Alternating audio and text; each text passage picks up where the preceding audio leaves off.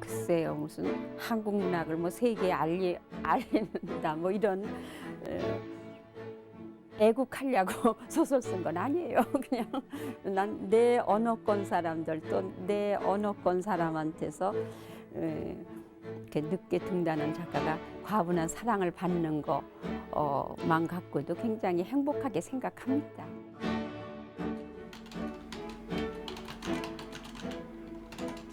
When I choose for myself, I read something that I think this is an interesting work. Either it was fun or a little bit different, or I thought it said something about Korea that might have some appeal to overseas audience.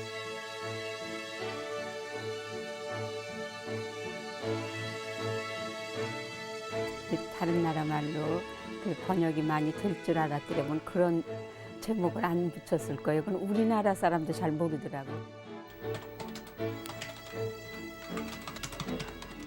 Translation, literary translation, the main issue is bringing a work over from one cultural and literary context into another cultural and literary context successfully.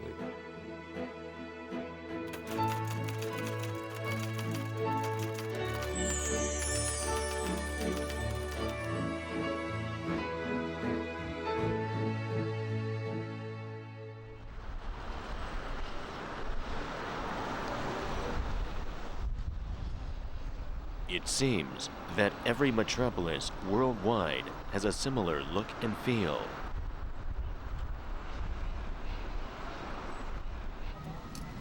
A foreigner to this city walks among its streets. Stephen Epstein, a sociologist from New Zealand, watches with a close eye.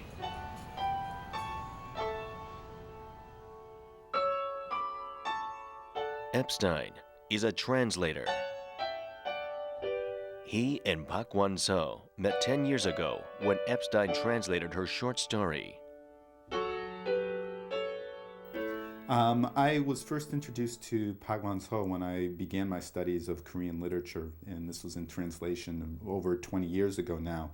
Back in the United States, was taking a course on Korean literature, and her stories really stood out to me among what we read. She was one of the more interesting authors. There was a certain humor and sassiness and insightfulness to her works, which wasn't necessarily present in a lot of the other authors that we were reading.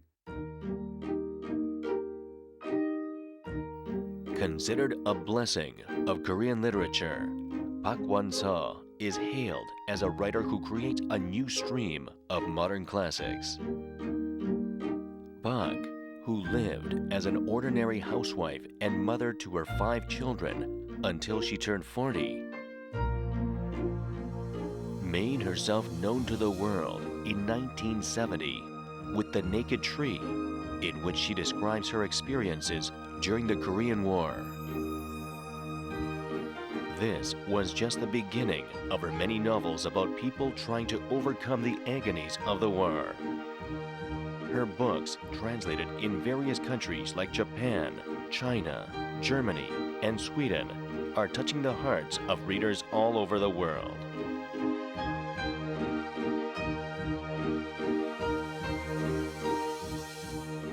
Pak Wan-so. What about her works draws readers closer to her writings?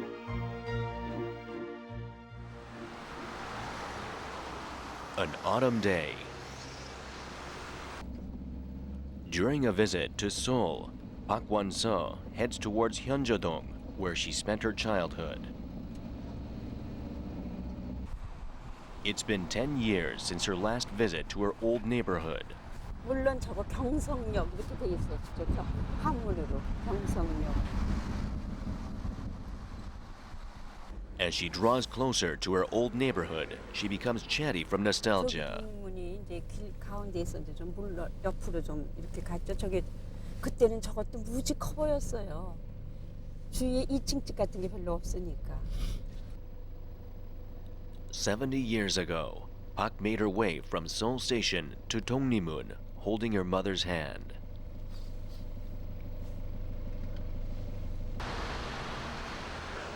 Dongnimun, which looked colossal at the time, is now small to her eyes. Most traces of Hyunja-dong's history can no longer be found, but Park still keeps those memories deep in her heart.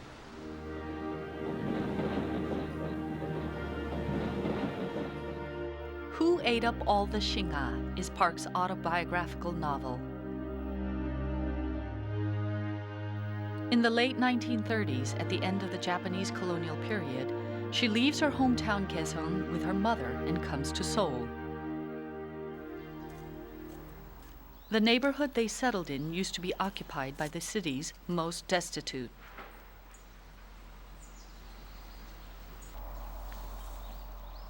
Park's mother, when leaving the comforts of her life in the countryside, had set her heart on the success of her children.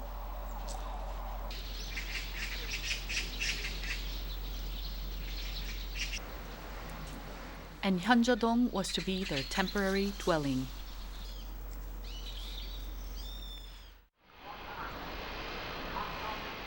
Park's family ended up staying in the neighborhood until Korea's liberation from Japan.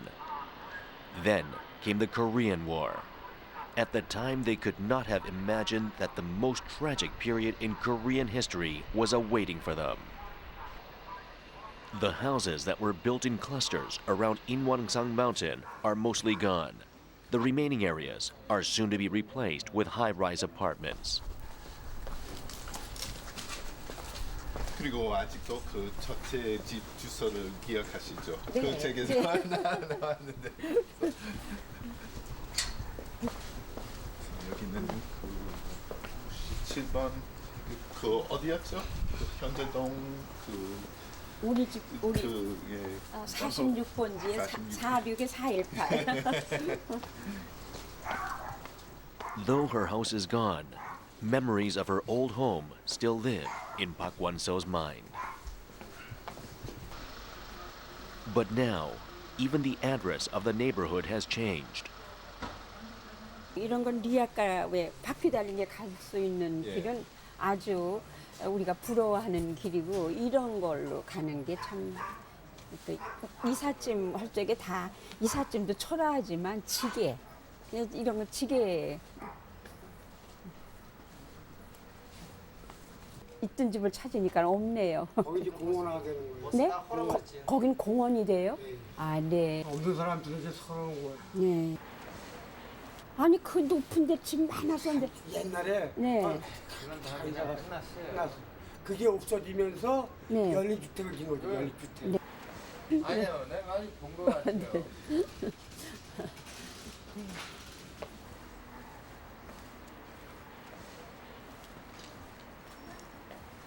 But where will all the residents who established their homes here decades ago go now? Well, it's always wonderful to hear Pak Wan-so's impressions directly because she has such insight. But for me, when I come to a place like this, I have very mixed feelings because it's this old nostalgic vision of Seoul that I had from when I was first coming 20 years ago, and it's being replaced by something that may be a better life for the people who live there, but it's not as interesting. And you also have the problem of, as we just heard, people being forced out. The two climb up the hilly road and arrive at the top of the neighborhood. 네, 그 어디쯤? 저기 그러니까 내려다보는 게 저쪽 지금 이런 집들이 다 낮으니까요. 그러니까 이 무학재 고개로 가는 길 그것이 환히 여기서 보였죠. 지금도 아마 보일 겁니다. 저쪽은 이쪽도 현자동이고 이쪽도 현자동 저쪽도 현자동이지만. Settling down in Seoul, Park's mother has her heart set on giving her children a good education. One of her goals is achieved when her son enters a renowned business school.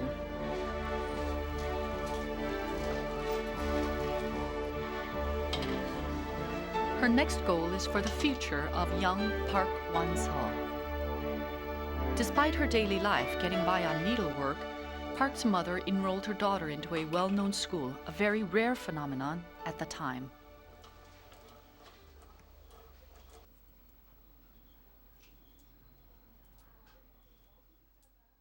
For me, really, what drives the story more than anything else is her relationship with her family and her mother above all. I think her portrayal of the mother is one of the best drawn character portraits I can think of in fiction that I've read in a long time.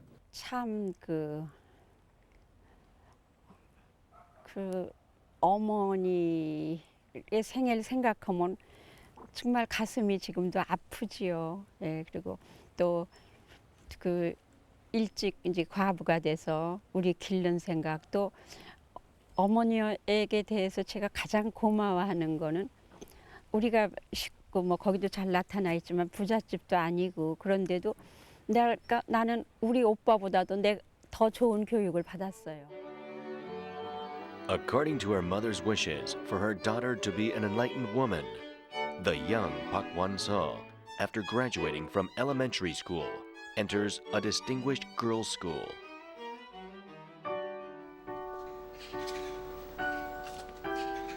When her brother starts working after graduation, Park's family, who had survived on their mother's needlework, are finally able to escape poverty.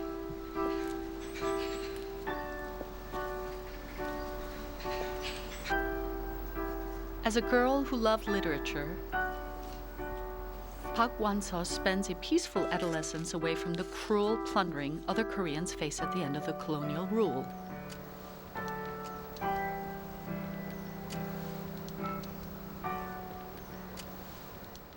You see elements of a coming-of-age story within it and a historical novel. It's autobiographical. I just tend to think of it really as her trying to tell her story of the first 19 years of her life in a literary fashion.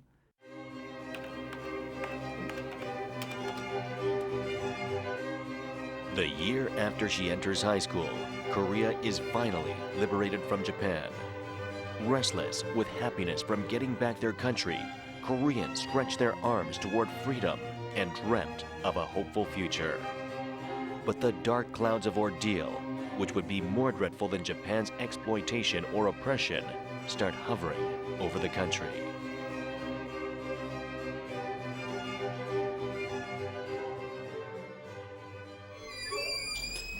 They are ideologies. Tragedies born when Park's brother, whom the family heavily depended on, plunges into communism. She doesn't see things in black and white. She really brings out the complexity of people's lives in all sorts of ways. The complexity of the relationship between Korea and Japan when the war breaks out, the complexity of her relationship to ideology. I mean, where do you fit if you don't really like communism, but you don't like intense anti-communism, and trying to retain humanity within all that. And the other thing where she shows all sorts of complexity is in relationships with the family. Park's brother, tormented between ideologies, finally gives up his communist ideals for his family. He chooses to live not as an aggressive combatant,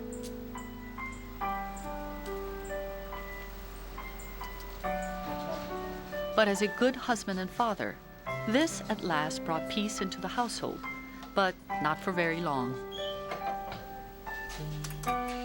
An ordeal more agonizing than anything they had been through was closing in.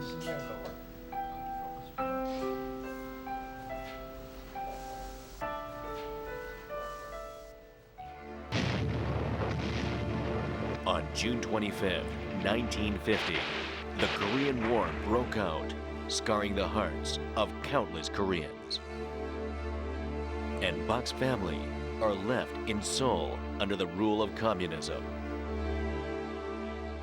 And I think that probably for me the most striking part of her descriptions of the war period is in late 1950 when they wound up staying on in Seoul after the North had pushed through, and she spends a few months living under communist rule. 그러니까 외세의 침략보다 더 무서웠던 것이 나는 그 이데올로기의 싸움이라고 생각을 해요. 그래 우리 같은 뭐 마을 사람들끼리도 저 집이 빨갱이다 이러면 국군이 들어왔을 때 그 빨갱이를 잡아가고 쏘아 죽일 수도 있고 그 저쪽에 좌익이 들어왔을 때 뭐 저 집이 반동분단으로 됐다 그러면 또 그 사람들이 이 사람을 그리고 한 어머니 자식이 인민군하고 저기 국군하고 갈라져서 서로 총질도 하고 아우 형제가 죽이고 고발하는 경우도 많았죠. Though the Korean army regained Seoul in September of 1950, it was only after countless victims were sacrificed. Park's brother, who had been dragged into the North Korean army, returns after narrowly escaping death.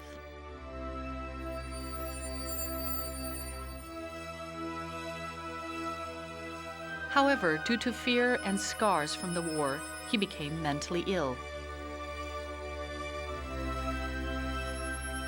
Due to vigorous torture due to his activeness in communism, he can no longer return to his usual self. 이제 전 단지 남매인데 이제 그 오빠가 이제 그렇게 되고 난 또 아버지가 안 계셔서 거의 숙부한테 의존했는데 그분도 뭐 다 아무런 그런 것도 그런 투철한 무슨 혁명 투사도 아닌 사람들이 그렇게 죽었죠. 그냥 집에서도 죽고 사형당한 사람도 있습니다. 집안에. 근데 하나도 그 무명의 백성이 그런 일을 당했고 특히 오빠가 겪은 그런 와중에서의 고통은 저의 영원한 상처입니다. I suppose what makes her unique is just her own particular vision and her determination. Well, I guess it's not a piece of 문학. It just happens to be set partly during the Korean War as well. So I would say I've never really even thought of it, Shinga, particularly as a piece of 문학. The sequel may be a bit more so because it's more concentrated on that period. Though many literary works have been written on Korea's modern history and the Korean War, many have not been introduced to other countries. He thought Who Ate Up All the Shinga effectively portrayed Korea and its history through a girl's eyes and took up the challenge to translate the work. But during the process, he faced several difficulties.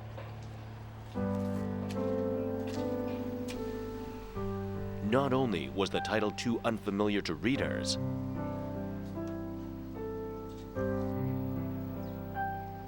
the writer's rich vocabulary was particularly hard to translate into which language. Unfamiliar customs were another problem.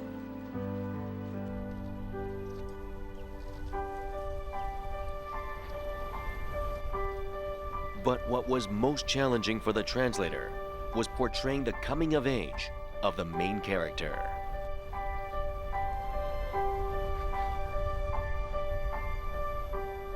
What I thought was hardest about this particular story is just by its very nature you have Pak Wan-so writing an autobiography, and she wrote it when she was in her 60s. So you have a 60-year-old woman writing about her childhood from an early age, say about 5 or 6 years old, up until she's 20. So when you bring that English, what kind of voice do you want to try to bring to that? So that was really, I think, the hardest thing that we dealt with, and that was a bit different from some of the other works that I've translated.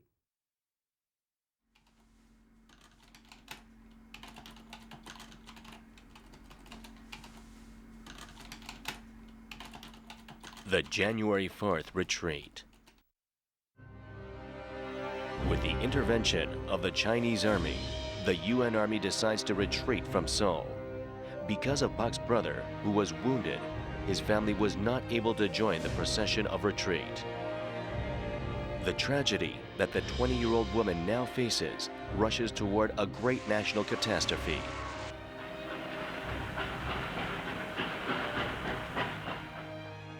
있던 데가 이게 그 그 동네에서 마지막 집이었어요. 아마 여기 어디일 것 같아요. 여기 지금 그리고 저쪽에 우물이 하나 있어서 그 우물 의지해서 전쟁 중에도 물은 있어야 살잖아요. 근데 문 밖에 우물이 있다는 것 때문에 그 우물이 있었던 요쪽 중에 우물이 있고 이렇게 절로 이렇게 양쪽으로 집이 있는데 여기가 맨 마지막 집이었습니다. 그 마지막 집에서 그 겨울을 났어요. 일사후퇴 후의 겨울을. That winter, as she looked from the hills to an empty soul, Park made a pledge to herself. She would testify to this tragedy, to all this heartache.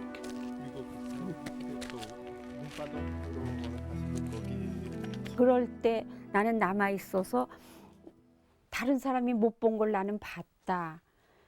그런 것 때문에 난 언젠가는 이걸 글로 써야 할 것 같이 느꼈습니다.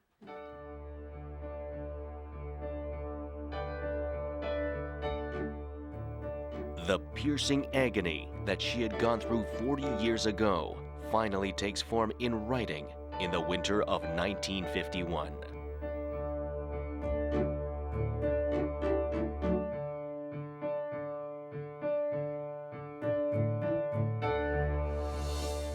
그건 앞으로 언젠가 글을 쓸 것 같은 예감이었다. 그 예감이 공포를 몰아냈다. 조금밖에 없는 식량도 걱정이 안 됐다. 다락다락 붙은 빈집들이 식량으로 보였다. 집집마다 설마 밀가루 몇 줌, 보리쌀 한두 대박쯤 없으라고. 나는 벌써 빈집을 털 계획까지 세워놓고 있었기 때문에 목구멍이 포로 정도 겁나지 않았다.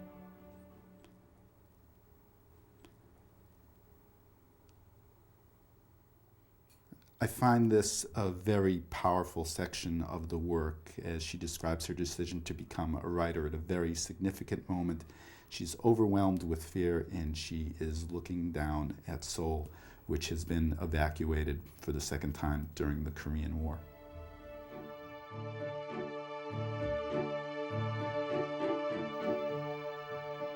Who ate up all the Shinga?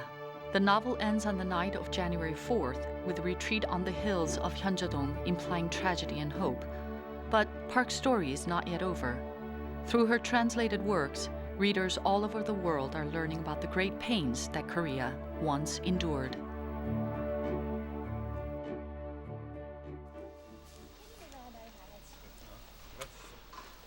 Epstein is staying in Korea on a residence program.